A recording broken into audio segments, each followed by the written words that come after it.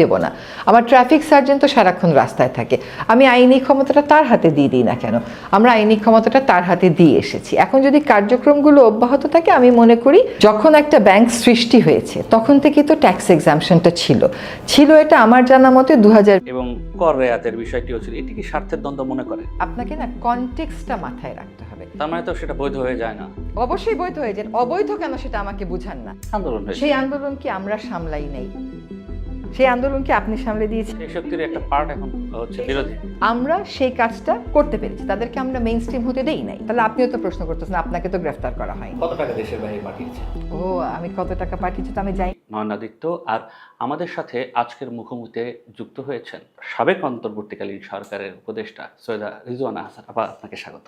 অন্তর্বর্তীকালীন সরকারের উপদেষ্টা হবার আগে পরিবেশবিদ হিসেবে সরকারের বিভিন্ন সময়ে নানা ইস্যুতে নানা ভুল সিদ্ধান্তে আপনি সরব ছিলেন। একই সাথে অন্তর্বর্তীকালীন সরকারের দায়িত্ব পেলেন একই জায়গায় পরিবেশে। কতটুকু পরিবর্তন আনতে পেরেছেন? একটা পরিবর্তন আনতে পেরেছি, সেটা হলো অন্তর্বর্তী সরকার পরিবেশ বিষয়ে কোনো ভুল সিদ্ধান্ত নেয়নি। এটা তো একটা বড় পরিবর্তন। আরও কিছু পরিবর্তন এসছে যেগুলোর ফল আসলে পরে দেখা যাবে। আপনি একটা জিনিস খেয়াল করেন যে পরিবেশে পানি সম্পদ মন্ত্রণালয়ে আপনি একটা খাল খনন করে দিলেন, কিন্তু পরিবেশে আপনি একটা গাছ লাগালেও ওটা বাড়তে 5 বছর লাগে। সেখানে আমাদের সমস্যাগুলো তো অনেক দীর্ঘস্থায়ী। যেমন বায়ু দূষণে আমরা শীর্ষে, শব্দ দূষণে আমরা শীর্ষে, নদী দূষণে পৃথিবীর 10টা দেশের মধ্যে আমরা এক। ফলে সেখানে রাতারাতি কোনো পরিবর্তন বিশ্বের উন্নত দেশও আনতে পারেনি, আমাদের জন্য তো আনা একেবারেই অসম্ভব। তবে পরিবর্তনের ধারাগুলো সূচনা করে দিয়ে এসেছি। এই ধারাটা যদি অব্যাহত থাকে, আরও কিছু কাজ আমরা করতে থাকি, ক্রমাগতই করতে থাকি, আজকে থেকে 3 থেকে 5 বছর পরে আপনি হয়তো বায়ু দূষণে আর শীর্ষে থাকবেন না। আজকে থেকে 10 বছর পরে হয়তো আপনার কিছু নদী দূষণমুক্ত হয়ে যাবে এবং আপনি দৃষ্টান্ত সৃষ্টি করতে পারবেন। কিছু আইন করে দিয়ে এসেছি, যেমন আমাদের ব্রিটিশ সরকারের আইন ছিল 1927 সালের বন আইন। সেটাতে তো সংরক্ষণের কোনো ধারণাই ছিল না, কারণ ব্রিটিশরা তো এখানে সংরক্ষণ করতে আসে নাই এবং সেখানে বন বিভাগের দায়িত্ব কর্তব্য ছিল না। এখন একটা নতুন বন সংরক্ষণ ও বৃক্ষ সংরক্ষণ অধ্যাদেশ করে দিয়ে এসেছি। যদি সেটা অনুমোদিত হয় তাহলে আমি মনে করি বনভূমি যখন তখন উন্নয়ন প্রকল্পে নেওয়ার যে টেন্ডেন্সি সেটা শেষ হবে, বন বিভাগের জবাবদিহিতা স্থাপিত হবে। বন্যপ্রাণী একটা নতুন আইন করে দিয়ে এসেছি, সেখানে এমনকি বন্যপ্রাণী রক্ষায় ট্রাস্ট গঠনের কথাও বলা আছে। সেই বিধানগুলো বাস্তবায়ন করার আর সময় পাইনি। ফলে আমি বলবো প্রশাসনিক এবং আইনি যে দুর্বলতা ছিল তা অনেকটুকুন কাটিয়ে দিয়ে আসতে পেরেছি। কিছু কিছু কাজ শুরু করতে পেরেছি, যেমন শালবন থেকে ইউক্যালিপটাস একাশিয়া সরানোর কাজ শুরু করতে পেরেছি, শেরপুর থেকে শুরু করতে পেরেছি, চুনতি থেকে শুরু করতে পেরেছি। সরকারি বনভূমি অন্য উন্নয়ন প্রকল্পে দিয়ে দেওয়া হয়েছিল, এরকম 10,000 একরের উপরে বনভূমি ফেরত আনতে পেরেছি। শব্দ দূষণ আইনে পরিবেশ অধিদপ্তরের পক্ষে সম্ভব নাই দূষণ কমানো, কারণ তার মাত্র 6টা ম্যাজিস্ট্রেট, 3টা ঢাকায়, 3টা ঢাকার বাইরে। কিন্তু আমি লোকবলের দোহাই দেব না। আমার ট্রাফিক সার্জেন্ট তো সারাক্ষণ রাস্তায় থাকে, আমি আইনি ক্ষমতাটা তার হাতে দিয়ে দিই না কেন? আমরা আইনি ক্ষমতাটা তার হাতে দিয়ে এসেছি। এখন যদি কার্যক্রমগুলো অব্যাহত থাকে, আমি মনে করি 3, 5, 7, 10 এই 10 বছরে মানুষ অনেক জায়গাতেই পরিবর্তন দেখতে পাবে। প্লাস্টিক নিয়ে আপনার এক ধরনের উদ্যোগ ছিল, আমি দেখেছি যে আপনি গেল বছর এই রকম রোজার ঈদের আগে কিংবা কোরবানি ঈদের পরে আগে বিভিন্ন জায়গায় বিভিন্ন বাজারে গেছেন, তাদের সঙ্গে মালিক সমিতির সঙ্গে কথা বলেছেন, বিভিন্ন স্টেক হোল্ডারদের সঙ্গে কথা বলেছেন। হলো কি সম্ভব প্লাস্টিক বন্ধ করা? দেখেন, আমরা হতাশা না ছড়াই। আমাদের দেশে না আইন না মানাটাই কিন্তু একটা রেওয়াজ হয়ে গেছে। সেক্ষেত্রে আইন মানার অভ্যাসে মানুষকে আনতে আমাদেরকে একটা পর্যায়ে পর্যন্ত সময় দিতে হবে আপনাকে। কাঁচা বাজারে যদি আমাকে বলেন, আমি বলবো যে আমি বন্ধ করতে পারিনি। উৎপাদনের জায়গাতে যদি বলেন, সেখানে দেখেন আমরা অভিযান চালিয়েছি। আমাদের যিনি পরিবেশ অধিদপ্তরের পরিচালক ছিলেন, তাকে আহত করে তার নাক ভেঙে দেওয়া হয়েছে। আমাদের এক সাংবাদিক সহকর্মীকে হত্যা করার চেষ্টা করা হয়েছে। এইরকম জায়গা থেকে উত্তরণে একটুটা সময় দেওয়ার প্রয়োজন। আমি মনে করি এই সরকার এটা পারবে। কেন এটা মনে করি জানেন? কারণ এই সরকারের সময়ে কিন্তু পলিথিনের উপর ব্যানটা এসেছিল। এই যে পলিথিনের উপর এই সরকারের সময় ব্যানটা এসেছিল, এই সরকারের একটা পলিটিক্যাল কমিটমেন্ট থাকবে। দেখেন, চকবাজারে যেখান থেকে পলিথিনটা উৎপাদন করে বের হয় তার সামনেই কিন্তু থানা তাহলে কি করে? তার মানে এইখানে যে একটা বড় নেক্সাস আছে, খালি বিকল্প বললে হবে না। এই নেক্সাসের কারণে এইটা ভাঙতে যে পরিমাণ শক্তি এবং সময়ের প্রয়োজন ছিল, সে পরিমাণ শক্তি এবং সময়টা আমরা পাইনি। সাবেক পরিবেশ মন্ত্রী সাবির হোসেন চৌধুরী তিনি একটা প্রেস কনফারেন্সে বললো আমরা আর ব্যবহার করব না। আমরা দেখলাম ওই সময় তার এখানে কাচের বোতল রাখা হলো। আপনি এটা আসার পরে সচিবালয়ের প্রত্যেকটা জায়গাতে এটা আপনি সাকসেসফুলি রান করতে পারলেন। আপনি কি জানেন এখন সেটা হয় না ব্যবহার? এখন সেটা হয় না। কয়দিন হয়েছে? হ্যাঁ, এটা আসলে বেশি দিন হয়নি। এটা কি আসলে রাষ্ট্রীয় নীতির অংশ হিসেবে আমার সেটা মনে হচ্ছে না। আমার মনে হচ্ছে পলিথিন যে প্লাস্টিকের যে বটলগুলো সাপ্লাই করে এবং যারা কেনে তাদের মধ্যেও তো একটা যোগ থাকে। যদি এটা রাষ্ট্রীয় নীতির অংশ হয়ে থাকে তাহলে এটা খুবই দুঃখজনক। আপনার কথাতে স্পষ্ট হয়েছে নীতিগত সিদ্ধান্ত নেওয়া এবং তার বাস্তবায়নটা কতটা কঠিন, কিন্তু যারা প্রভাবশালী তাদের মোকাবেলা করা কতটা কঠিন এই সময়টাতে কি দেখেছেন? আসলে আমার তো সারাটা জীবনের লড়াই হচ্ছে প্রভাবশালীদের বিরুদ্ধে। এবার যে লড়াইটা ছিল সেখানে আমার কিছুটা কর্তৃত্ব ছিল। আগে আমার মোরাল কর্তৃত্ব ছিল, আমি কোর্টে যেতাম, সেই হিসাবে আইনি কর্তৃত্ব ছিল। কিন্তু এবার আমার হাতে কিছু আইনি কর্তৃত্ব ছিল। সেখানে আমি বলবো যে এটা কখনো স্মুথ ছিল না। যেমন ধরেন সেন্ট মার্টিনেই যখন আমরা বললাম 2000-এর বেশি লোক যেতে পারবে না, আমরা একটা অ্যাপ তৈরি করে দিলাম যে অ্যাপ থেকে টিকিট কিনে কিনে মানুষকে যেতে হবে। আমাকে 4:30টায় ঘুমের থেকে উঠতে হতো এবং আমার ইউএনও যে ওখানে থাকবেন উনি যেন ওই স্ক্যানটা করেন এটা নিশ্চিত করতে হয়েছে। ফলে এই কষ্টটা তো আপনারা কখনো চোখে দেখেন নাই। সেখানেও দেখা যেত যে নকল টিকিট বের করে ফেলেছে। ফলে প্রতিনিয়তই একটা হার্ডেল রেসের মতন কাজ করতে হয়েছে। কিছু কিছু ক্ষেত্রে আমাদেরকে সিস্টেমেটিক হতে হয়েছে। যেমন ধরেন আপনি বলবেন যে আপনার তুরাগ নদী কেন দূষণমুক্ত করতে পারলেন না। আপনি একটু ইন্টারনেট সার্চ দিয়ে দেখবেন তো যে টেমস নদী দূষণমুক্ত করতে কতদিন লেগেছে। It takes time. নেপালেও পর্যন্ত 10 বছর লেগেছে। এবং আমরা যখন দাতা সংস্থার সাথে বসলাম তারা বললো তোমরা যদি তড়িৎ ফল চাও আমরা কিন্তু ইনভলভ হতে পারবো না, বিকজ এটা সময় লাগবে। সিওয়েজের বর্জ্য পড়তেছে, সলিড বর্জ্য পড়তেছে, আপনার ইন্ডাস্ট্রিয়াল বর্জ্য পড়ছে। আমি তুরাগ নিয়ে কাজটা শুরু করলাম, দেখলাম এক তুরাগেই হচ্ছে 170টা শিল্প প্রতিষ্ঠান। আমাদের কি 1.5 বছর 170টা শিল্প প্রতিষ্ঠান বন্ধ করে দেওয়ার সক্ষমতা ছিল? আমাদের কি আইন শৃঙ্খলা পরিস্থিতি ওরকম ছিল? সেজন্য আমি মনে করি যে আমি একটা সিস্টেমেটিক অ্যাপ্রোচ নিয়েছি। সেই সিস্টেমেটিক অ্যাপ্রোচটা হচ্ছে ঢাকার 5টা নদী এবং 19টা খাল, এগুলো একত্রিত করে কিছু কিছু জায়গায় সিওয়েজ ট্রিটমেন্ট প্ল্যান্ট বসিয়ে ইন্ডাস্ট্রিগুলোকে অনলাইন মনিটরিংয়ের অধীনে এনে একটা প্রকল্প নেওয়া। এবং সেই প্রকল্প নেওয়াতে আপনার মাধ্যমে দর্শকদেরকে জানাতে চাই যে একটা সুসংবাদ আছে। সেটা হচ্ছে ফেব্রুয়ারি মাসের 10 তারিখে বিশ্বব্যাংক থেকে তারা আমাদেরকে জানিয়েছে যে আমাদের এই প্রকল্পটা বিশ্বব্যাংকের হেডকোয়ার্টার অনুমোদন করেছে। ওইটাতে 4টা নদী এবং 19টা খাল আছে। এবং আমাকে 15 তারিখ বা 16 তারিখে জার্মান এম্বাসি থেকে জানানো হয়েছে যে জার্মান এম্বাসি, আমরা যে তাদের কাছে বলেছিলাম যে আমরা বুড়িগঙ্গাটা দূষণমুক্ত করতে চাই, তারা বুড়িগঙ্গাতে কাজ করবে। এবং একই সাথে চাইনিজ একটা কর্তৃপক্ষের সাথেও কিন্তু পানি উন্নয়ন বোর্ডের কাজ হচ্ছে।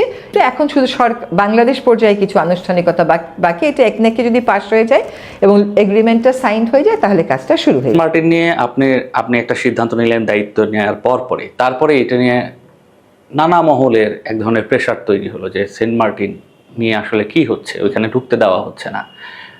এখন আপনি বিষয়টা বিভিন্ন সময়ে স্পষ্ট করেছেন, দায়িত্বে নাই এখন আপনি, আপনার পরিকল্পনাটা কি বাস্তবায়িত হবে? কথাটা কি যে আমি যখন পরিবেশ উপদেষ্টার দায়িত্ব নেই তার আগে তৎকালীন সরকার প্রধানের পক্ষ থেকে এই বক্তব্যগুলো এসছে। ফলে ওনার ওই বক্তব্যগুলো কিন্তু অনেক আগে, যে সেন্ট মার্টিনকে মার্কিন যুক্তরাষ্ট্র নিয়ে নেবে, তাদের সামরিক ঘাঁটি বানাবে, হ্যান ত্যান।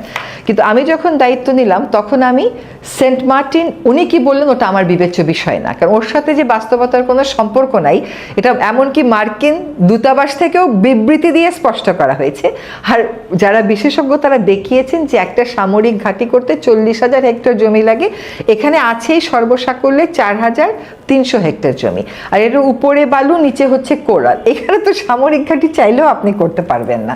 সুতরাং এগুলো অবান্তর কথা বলে তো লাভ নেই কোনো।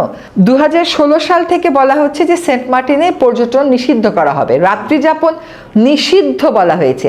গেজেট নোটিফাইড ডকুমেন্টে দেখবেন বলা আছে সেন্ট মার্টিনে রাত্রিযাপন নিষিদ্ধ। কেউ সেটা প্রয়োগ করেনি। আমি সেটা প্রয়োগের চ্যালেঞ্জটা নিয়েছি।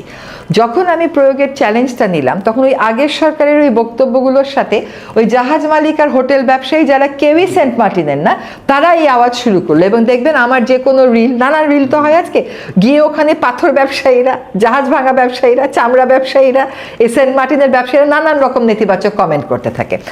কথাটা হচ্ছে আপনি যদি সেন্ট মার্টিনকে এবং সেন্ট মার্টিনের মানুষকে বাঁচাতে চান, আপনার বিকল্পটা কি আছে আমাকে আমাকে বলেন না। আপনি এইরকম ট্যুরিজম রেখে, শত শত অবৈধ হোটেল রেখে, এগুলোর জন্য মাটির নিচ থেকে পানি তুলে আপনি সেন্ট মার্টিনকে বাঁচাতে পারবেন? অলরেডি দ্বীপটা দেবে যাচ্ছে এবং জলবায়ু পরিবর্তনের প্রভাবে এই দ্বীপটা আরও বেশি ভঙ্গুর হয়ে গেছে। সেন্ট মার্টিনের ট্যুরিজম হবে স্থানীয় জনগোষ্ঠী কেন্দ্রিক, যে তার বাসার সাথে আরেকটা রুম হবে, সেখানে সরকার হয়তো স্পন্সর করবে। ওখানে যেয়ে আপনি সেন্ট মার্টিনের প্রকৃতিটা প্রকৃতির মতন করে দেখবেন। ওইখানে আপনি ফাউন্ডেশন দিয়ে হোটেল তো করতে পারবেন না, করার তো কথা না, কিন্তু করেছেন, সেটা ভিন্ন কথা। সেগুলোর কি হবে তাহলে? সেগুলো তো আমি বেলায় থাকতেই মামলা করে গেছিলাম, কিন্তু আমি যেহেতু উপদেষ্টা, মামলার রায়টাও আমার, এটা যদি আমি সরাসরি সেখানে হস্তক্ষেপ করি এটা ঠিক হতো না। স্বার্থের দ্বন্দ্বের কথা বলছিলেন, তো অন্তর্বর্তীকালীন সরকার যিনি প্রধান ছিলেন তিনি তার নিজের ট্রাস্টের মাধ্যমে বিশ্ববিদ্যালয়ের অনুমোদন নিলেন এবং কর রেয়াতের বিষয়টিও ছিল। এটি কি স্বার্থের দ্বন্দ্ব মনে করেন? আমি এটা কেন স্বার্থের দ্বন্দ্ব মনে করি না, এটা আমি আপনাকে বুঝিয়ে বলি। আপনাকে না কনটেক্সটটা মাথায় রাখতে হবে। এই বিশ্ববিদ্যালয়ের আবেদনটা কবে করা হয়েছিল, জমিটা কবে কেনা হয়েছিল, এই এত বছরে এত বিশ্ববিদ্যালয় অনুমোদন পেল, এই বিশ্ববিদ্যালয়টা অনুমোদন পেল না। বেলা থেকে আপনি অনেক আগেই রেফারেন্স হিসেবে বলি যে আপনি যে উদ্যোগটা নিয়েছিলেন সেটা আপনি বলছিলেন যে আপনি দায়িত্ব গ্রহণের পর ওই লাইনে যান নাই, কারণ সেটা মনে হবে যে হচ্ছে আপনি স্বার্থে করা। তো এই স্বার্থের দ্বন্দ্ব যখন আপনি বুঝতেছেন, তাহলে এইখানে ওইটার সাথে এটা তফাৎ আছে। এটা হচ্ছে একটা আইন, যেটা গেজেট নোটিফিকেশন যেটা আছে সেটা দেখে দেখে আমি এটা করেছি। সেন্ট মার্টিনে যদি আমি এখন হোটেলগুলো ভাঙতে যেতাম, আমার কি সেই আইন শৃঙ্খলার পরিস্থিতি ছিল? সেখানে যে ক্যাওয়াসটা হতো, সেই ক্যাওয়াসটাকে আমি কন্টেইন করতে পারতাম। তখন বলা হতো তিনি যে জিঘাংসামূলক হয়ে এই কাজটা করতেছেন। বিশ্ববিদ্যালয়ের সাথে কি জিঘাংসার কোনো সম্পর্ক আছে? সম্পর্ক নেই। তো এই বিশ্ববিদ্যালয়ের আবেদনটা কবে করা হয়েছিল? এত বিশ্ববিদ্যালয় অনুমোদন পেল, এই বিশ্ববিদ্যালয়টা কেন অনুমোদন পেল না? কারণ সেখানে একটা বিদ্বেষ কাজ করেছিল। এখন সেই বিদ্বেষের এলিমেন্টটা নেই, সকল আনুষ্ঠানিকতা সম্পন্ন করে কাগজপত্র যাচাই বাছাই করে বিশ্ববিদ্যালয়ের অনুমোদনটা দেয়া হয়েছে। এটা থেকে এর মধ্যে কেন আপনি স্বার্থের দ্বন্দ্ব দেখছেন আমাকে বলেন? কর রেয়াতের কথা বলছিলাম। ট্যাক্স এক্সাম্পশন আপনি একটু ঘেটে দেখেন তো, ট্যাক্স এক্সাম্পশনটা কি নতুন করে আনা কিছু? যখন একটা ব্যাংক সৃষ্টি হয়েছে তখন থেকে তো ট্যাক্স এক্সাম্পশনটা ছিল এটা আমার জানা মতে 2020 সাল পর্যন্ত। তারপরে এটা হঠাৎ করে কেন চলে গেল? এটা বিদ্বেষের কারণে চলে গেছে। এটাকে এইভাবে দেখানো কেন জানেন? এদেশের সকল গ্রহণযোগ্য মানুষকে বিতর্কিত করে ফেলা আমাদের একটা ট্রেন্ড হয়ে যাচ্ছে। কিংবা ক্ষমতার অপব্যবহারের অভিজ্ঞতাও তো আমাদের আছে। যদি আপনি অপব্যবহার দেখাতে পারেন যে এইটা 2024-এ আবেদন করে 24-এ নেওয়া হয়েছে, তা তো না ভাই। 2014-তে একটা প্রক্রিয়া শুরু হয়েছে, 9-এ একটা প্রক্রিয়া শুরু হয়েছে, 2021-এ একটা প্রক্রিয়া শুরু হয়েছে। এই প্রক্রিয়াগুলো অন্য সবারটা হয়েছে, আমারটা হবে না। সেই বিদ্বেষটা যখন নাই, তখন তো সেটা বাস্তবায়ন করতে আর কোনো বাধা নেই। ক্ষমতার অপব্যবহার করে এই একটাই লাইসেন্স নেওয়া হয়েছে নাকি এই সময় আরও লাইসেন্স হয়েছে? অন্যরাও তো লাইসেন্স পেয়েছে, এমন তো না যে আমি একাই লাইসেন্স পেয়েছি, আপনিও পেয়েছেন, ও পেয়েছে। তার মানে তো সেটা বৈধ হয়ে যায় না? অবশ্যই বৈধ হয়ে যায়। অবৈধ কেন সেটা আমাকে বুঝান না, যে আপনি এই কাগজটা দিতে পারেন নাই, তারপরে আপনাকে অনুমোদন দিয়েছে। আইনসিদ্ধভাবে আপনি পারেন না, তারপরে আপনাকে অনুমোদন দিয়েছে, এমন কোনো এলিমেন্টই এখানে নেই। এটা আমি আপনাকে নিশ্চিত করে বলছি। বড় একটা নির্বাচন গেল, যেটি বলা হচ্ছে 91 নির্বাচনের চেয়েও ভালো একটি নির্বাচন উদাহরণ হিসেবে সামনে আনা হচ্ছে। আপনাদেরকে সবাই এটার জন্য প্রশংসাও করছে, কিন্তু ভিতরে আরেকটি কথাও আছে যে উপদেষ্টাদের কেউ কেউ এই নির্বাচন পেছানোর এক ধরনের চেষ্টাই ছিল, কিংবা নির্বাচন এই সময়ে হোক সেটি চায়নি। আপনি কি জানেন তারা কারা? আচ্ছা, প্রথম কথা হচ্ছে নানানভাবে নানান বিতর্ক তুলে দেওয়া হয়। প্রথমে একটা কাগজে লেখা হয়, সেই কাগজের মালিকানা কার ওটা আমি আর বলতে চাচ্ছি না। তারপরে সেটা নিয়ে তাদেরই অনুসারীরা কিছু ইউটিউব করেন, ওই কাগজে আর নামগুলো লিখে না, কারণ নামগুলো তো কেউ জানে না, নামগুলো তো আসলে এক্সিস্টই করে না। তারপরে ইউটিউবে এসে কিছু কিছু মানুষ বলা শুরু করে নাম হচ্ছে আপনি, উনি এবং উনি। তো এগুলোর আমরা কি উত্তর দেব আপনি বলেন তো? আর এই প্রশ্নটা এখন কি আর কোনো কারণে প্রাসঙ্গিক রয়েছে? এটা তো সম্পূর্ণ অপ্রাসঙ্গিক হয়েছে।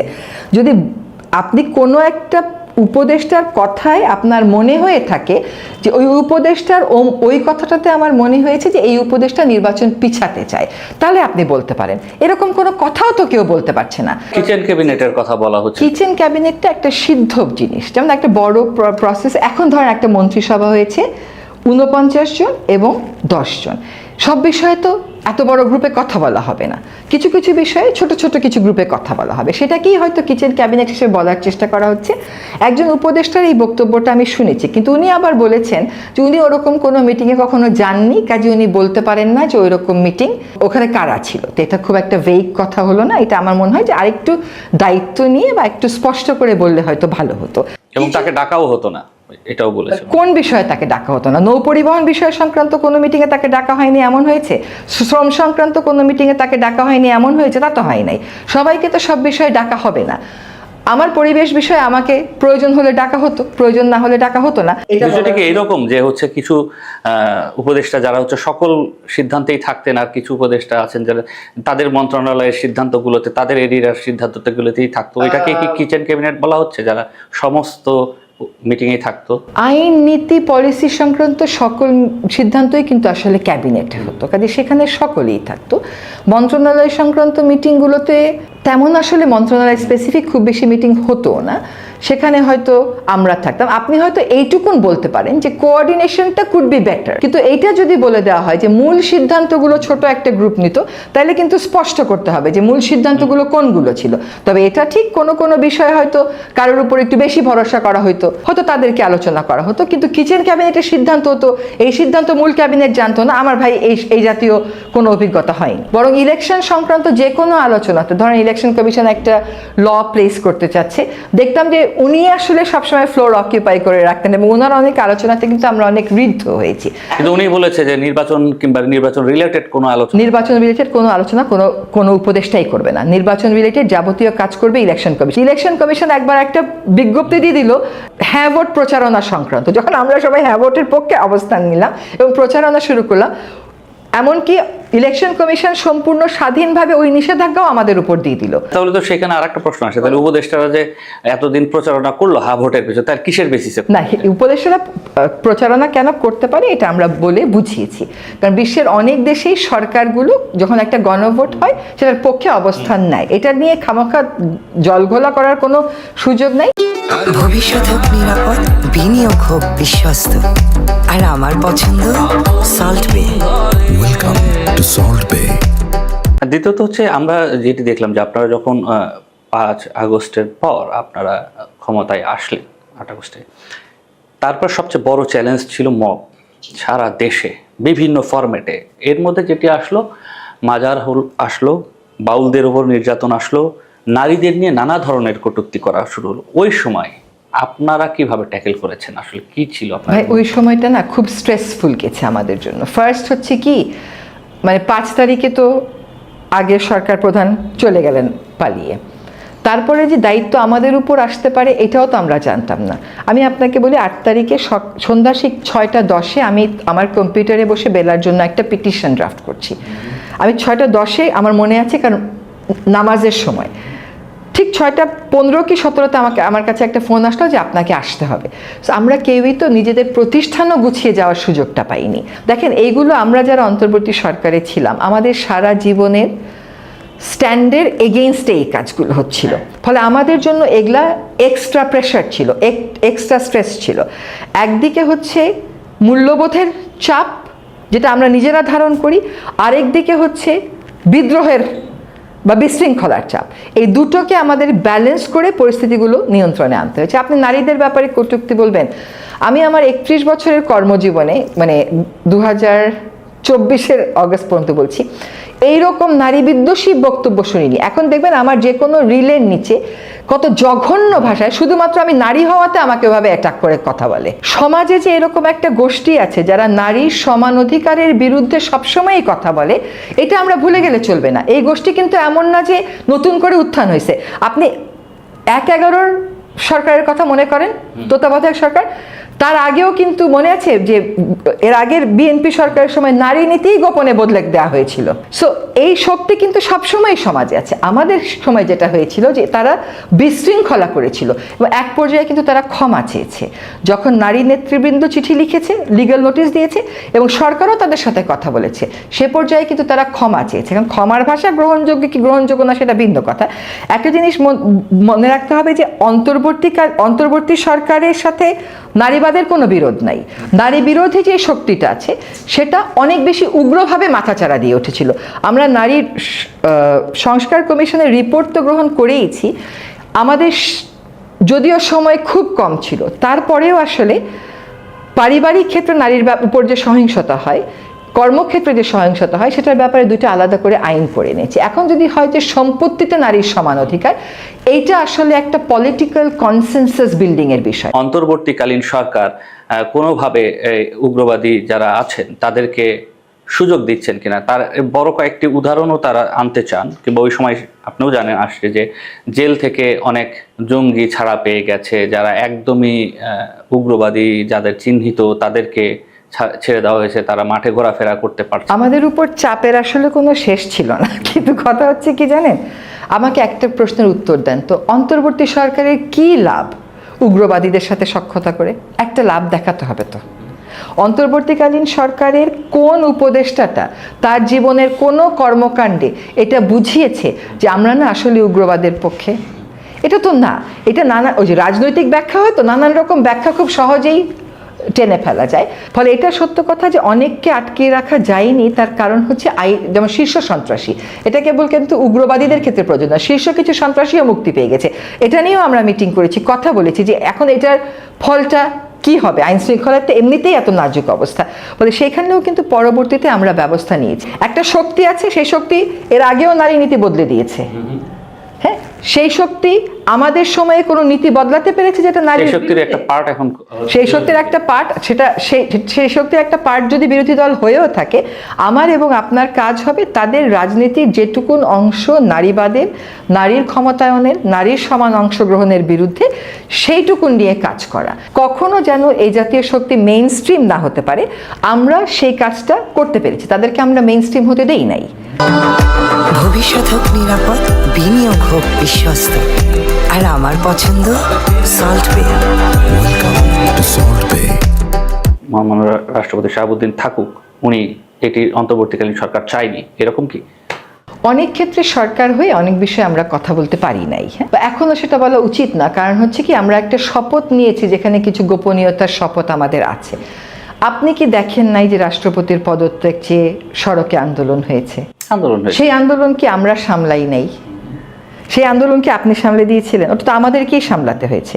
যারা পদত্যাগ চায় তাদের সাথে তো আমাদেরকে কথা বলতে হয়েছে, যেটা রাস্তার কথা, যে মানে আন্দোলনের কথা, প্রতিবাদের কথা, যে উনাকে তো মনোনয়ন দিয়েছে এমন একটা পার্লামেন্ট, যে পার্লামেন্টের নেতারাই ভেঙে চলে গেছে, যে পার্লামেন্টে নির্বাচনের মাধ্যমে পার্লামেন্ট হয় নাই, সেখানে উনাকে যে মনোনয়ন দেওয়া হলো, কেন এটা সিদ্ধ হবে? এটা হচ্ছে যারা প্রতিবাদ করে তাদের ভাষা।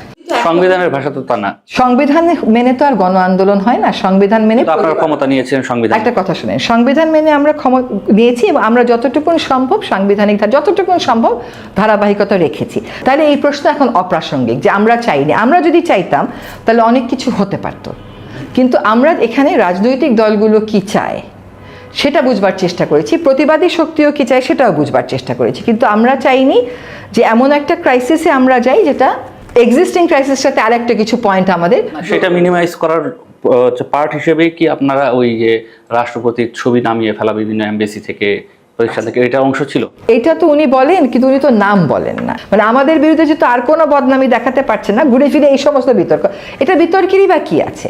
আমি জানি সংবিধানের 4 ক অনুচ্ছেদে সকল সরকারি অধিদপ্তরে একটা করে ছবি থাকার কথা, সেই ছবিও তো এখনো পর্যন্ত কোথাও কাউকে টাঙ্গাতে দেখি নাই। মানুষ তো প্রধানমন্ত্রীরও পদত্যাগ দাবি করতে পারে না? আমি বলতে পারি না আমি এই মন্ত্রীর পদত্যাগ চাই, আমি প্রধানমন্ত্রী মানি না, প্রধান উপদেষ্টা মানি না, আমরা বলিনি। সেটা বললে কি হচ্ছে আইনি ব্যবস্থা নেওয়া হয়েছে না? আগের সময় যখন নেওয়া হয়েছে আইনি ব্যবস্থা তো না ভাই, গুম করে দেয়া হয়েছে, আয়না ঘরে নেওয়া হয়েছে, নদীতে লাশ ভেসে উঠেছে। বিশ্বের সকল দেশেই প্রধানমন্ত্রীর পদত্যাগ চাওয়া যায়, বিশ্বের সকল দেশেই রাষ্ট্রপতির পদত্যাগ চাওয়া প্রশ্ন করা যায়, মন্ত্রীর পদত্যাগ চাওয়া যায়। তাতে কি আমারও তো পদত্যাগ চেয়েছে, আমাদের জাহাঙ্গীর ভাইরও তো পদত্যাগ চেয়েছে, সেটার জন্য সাংবিধানিক সংকট কেন তৈরি হয়ে যাবে? আনিস আলমগীর আর হচ্ছে একে যে গ্রেফতার করা হলো তাদেরকেও তো একই গ্রাউন্ডে গ্রেফতার। শোনেন, আনিস আলমগীর সাহেবকে সাংবাদিক হিসেবে গ্রেফতার করা হয়েছে তা না, তাহলে আপনিও তো প্রশ্ন করতেছেন, আপনাকে তো গ্রেফতার করা হয়নি। আমি তো ওনার মতো সাহসী প্রশ্ন করতে পারি। একটা আপনি আমাকে যে প্রশ্নগুলো করছেন এখন আপনি নাই তো ক্ষমতায়। শোনেন, আমি নাই, কিন্তু ক্ষমতায় যারা থাকে তারা কিন্তু সবসময় প্রশ্নগুলো চিহ্নিত করে রাখে। কত টাকা দেশের বাইরে পাঠিয়েছেন? ও, আমি কত টাকা পাঠিয়েছি তো আমি জানি না, তবে আমি শুনেছি আমি নাকি আমার আপন বোনের মাধ্যমে পাঠিয়েছি, তো আমার তো আপন কোনো বোনই নাই। এখন শোনেন, বাট দ্য থিং ইজ, এটা তো যদি কেউ দুর্নীতির অভিযোগ তোলে, গ্রহণযোগ্য যদি কোনো অভিযোগ তোলে, তাহলে এটার অনুসন্ধান হবে, আমার তো কখনোই কোনো বাধা নাই। অনুসন্ধান করে যদি টাকাটা না পাওয়া যায়, তাইলে কি হবে সেটার উত্তর কিন্তু আমাকে দিতে হবে। দেখেন, এইগুলো হচ্ছে কি, যখন আর কোনোভাবেই আপনি কাউকে প্রশ্নবিদ্ধ করতে পারছেন না, ওই উদ্দেশ্যটাকেই মাথায় নিয়ে করে যে এর ব্যাপারেও এক সমাজে একটা সন্দেহ ছড়াই দিলাম। কিন্তু মানুষকে আমি অনুরোধ করব যে এটা কারা ছড়াচ্ছে, এইটা যদি আপনারা চিন্তা করে দেখেন, তাহলেই আপনারা এই প্রশ্নের উত্তর পেয়ে যাবেন। এখন একটা ভূমিদস্যুর পত্রিকাতে একটা কিছু লিখলো, এমন ভূমিদস্যুর পত্রিকা আপনি পড়ে ফেললেন, ওই নিয়ে আবার কিছু চরম দলপন্থী বা যাদেরকে নিয়োগই দেওয়া হয়েছে আমাদের চরিত্র হননের, তারা কিছু কথা বললো। তড়িৎ কোনো কাজে যাওয়াটা কারোর জন্যই ঠিক না।